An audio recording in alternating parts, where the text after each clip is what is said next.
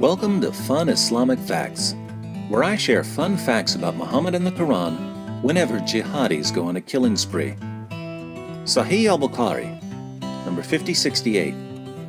Narrated Anas, the Prophet used to go round, have sexual relations with all his wives in one night, and he had 9 wives.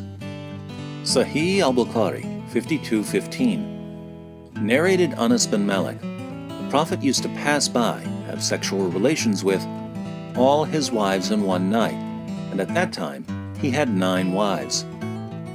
Sahih al-Bukhari, number 268.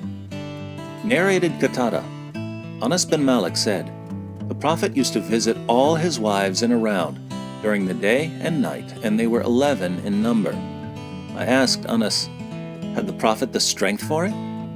Anas replied, we used to say that the Prophet was given the strength of 30 men. And Sa'id said on the authority of Qatada that Anas had told him about 9 wives only, not 11. Notice 3 things about these passages. First, Muhammad had at least 9 wives at one time, even though Surah 4 verse 3 of the Quran limits Muslim men to 4 wives. If the Quran limits men to 4 wives, why did Muhammad have at least 9 wives at one time? Well, Muhammad received a special revelation, Surah 33 verse 50 of the Quran, giving him, and him alone, the right to break the 4-wife limit. How convenient.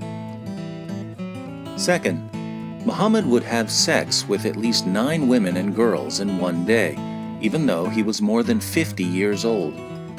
Today, we would call him a sex addict.